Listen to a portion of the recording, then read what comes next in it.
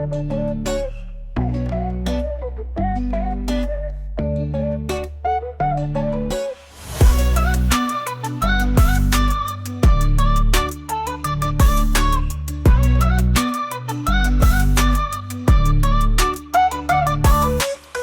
guys, welcome to Guts and Grins. I'm your host with the most, Mike Leopold. Let's get rolling with today's episode. So, as technology becomes more advanced, we must learn its tricks and be able to prepare the most vulnerable of our society for criminals. I'm pretty sure you've noticed, whether in a professional setting or personal level, that it feels like cybercrime is starting to be a really, really big problem. It has been for a while in terms of identity theft and, scamming you out of money on fake websites and stuff like that. But I think a lot of people are starting to really look past the role artificial intelligence is going to play in that. So that is something I wanted to jump into today,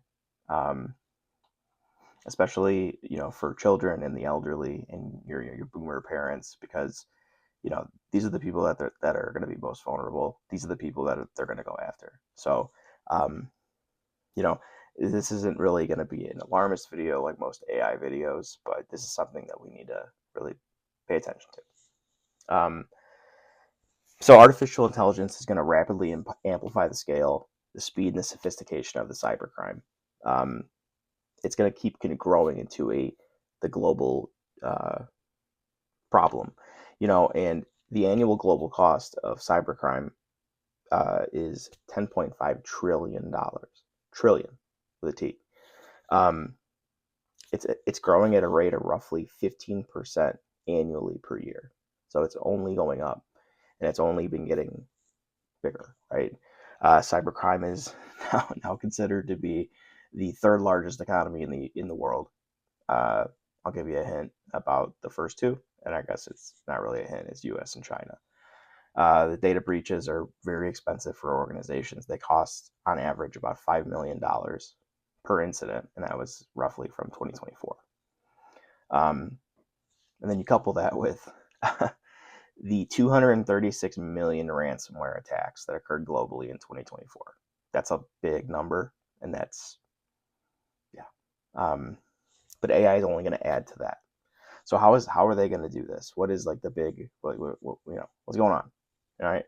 So the first thing that's probably going to happen is that you're going to start getting hyper realistic phishing. I'm sure you've seen phishing before, where people will say, like, I need you to send me $50 worth of Amazon gift cards, or else I'm gonna I don't know. You do, use your imagination, I guess. But if you notice too, for a while it felt like a lot of these phishing attempts were like coming from out of the U.S. So the grammar, the writing was very like, it was comical, to say the least. But you're starting to see like a lot of them now are more like perfect, and I think that's a good sign, right? Tip number one, right? I'll put it right here. If it seems like way too easy to read, right, it's probably AI. And then the big thing that goes along with the phishing is the deep faking. That's going to start happening, and criminals have been noted to start using AI to generate fake voice calls that would impersonate a CEO of your company or your family members. So they use it to make videos for blackmail, fraud, and disinformation. A real world example of this was in 2024. A finance employee in Hong Kong was tricked into wiring $25 million after a video call with deepfakes of his CEO. I mean, that's like the price of a yacht. I think about that. 25 million is a lot of money to lose on something like that.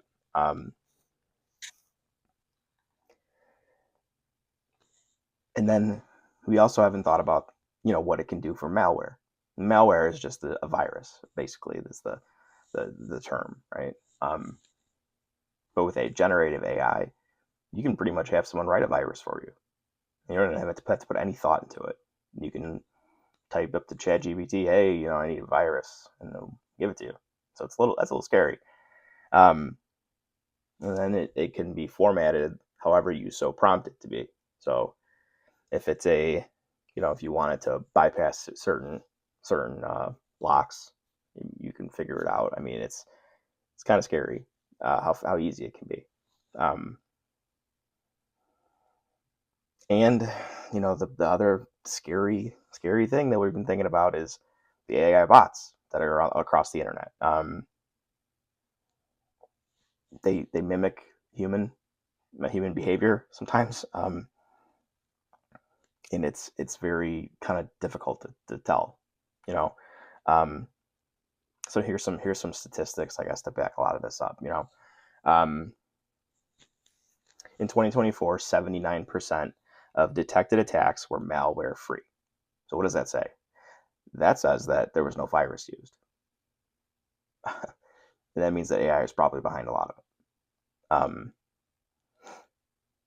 And then in early 2025, a study came out. I can try and find it, I guess.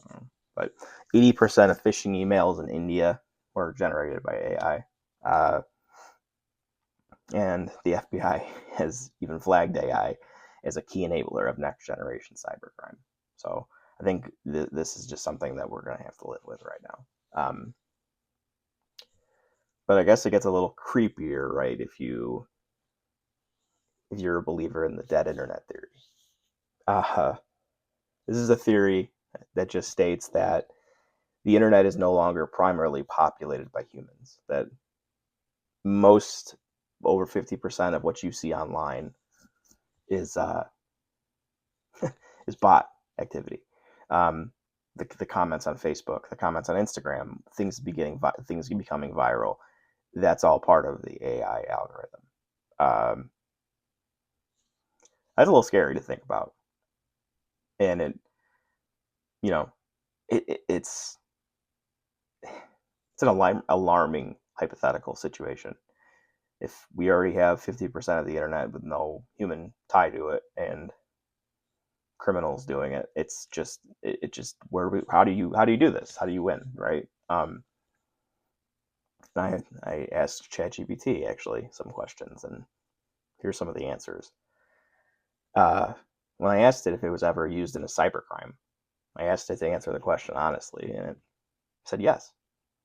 I've been used in a cybercrime scenario. My next question to it was easy. So what can I do to keep kids, grandparents, and parents safe from these predatory scams online? What are some ways we can do this? Well, how can we stay safe? How can we tell? So basically, here's some rules you can follow up. I'll type them out too for you guys. One is the golden rule. If you get something, scary email, urgent text, shocking phone call from anybody, right? IRS, who doesn't call, by the way. So if you don't know that, now you do. A relative. You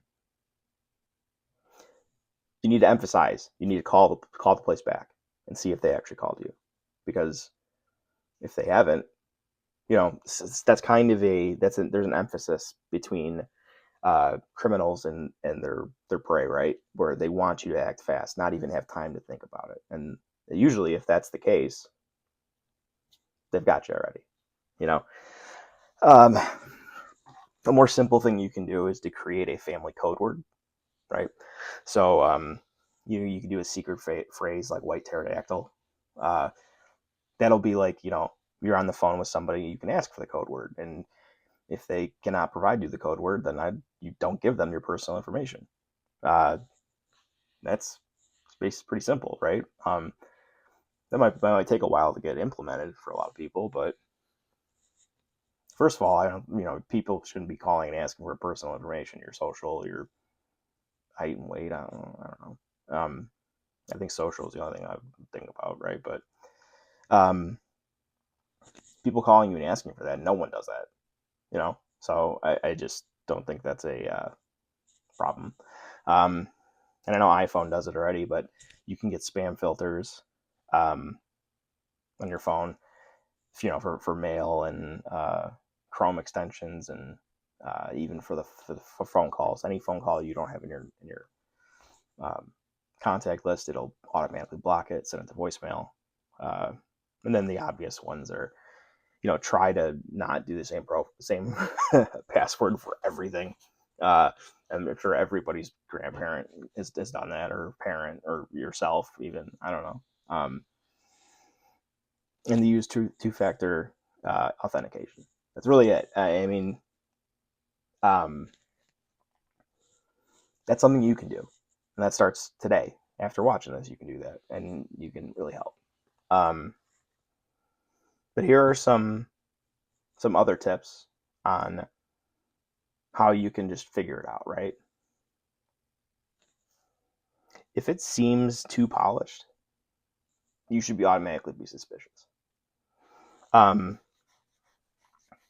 If the message sounds like it came from a business professor or a robot, then it's fake, right? Obviously.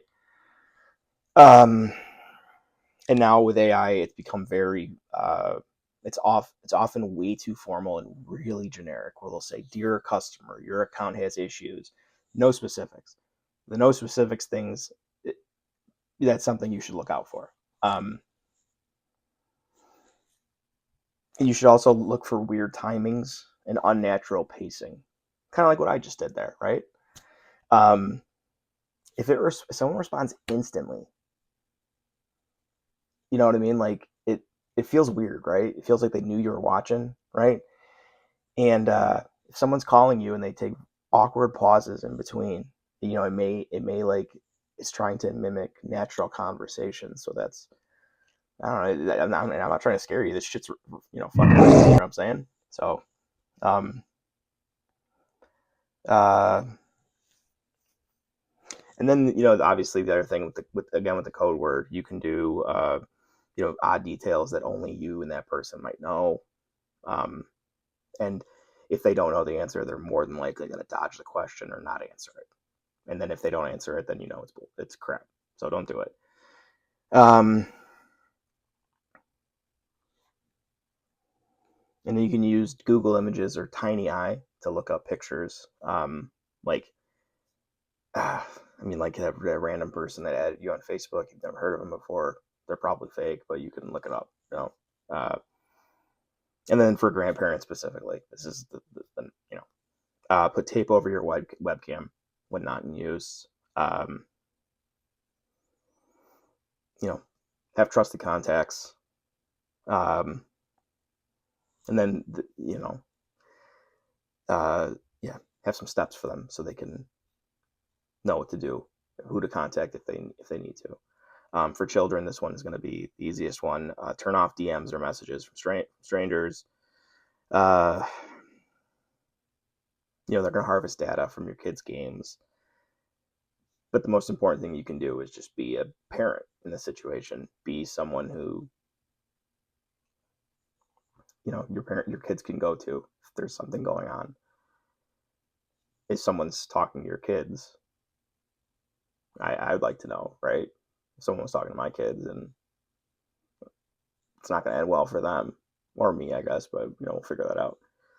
But just you gotta have these conversations, because as this gets better, as it becomes you're less able to discern between the truth and what's not. That's going to be a problem for a lot of people. So the sooner we can have these conversations with our elders, with our children, with our parents, with our friends, with our family, this is something that'll help everyone in the long run. So I hope you guys enjoyed this. I had a lot of fun researching this video. Make sure you follow me for more. I'm going to try and start posting more. So I hope you guys enjoyed this again, and go ahead. Have a great rest of your day. Thanks.